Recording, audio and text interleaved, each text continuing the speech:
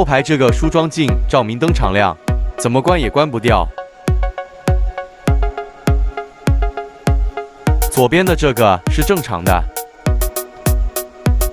电脑检测没有相关故障码，看来是里面机械损坏导致关不掉。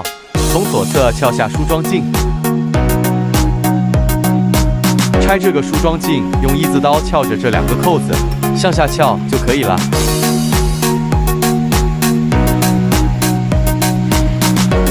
将新的装回去。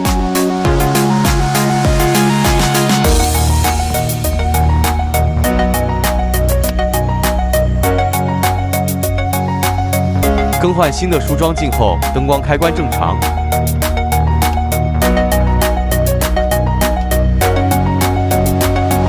读取拔掉插头产生的故障码，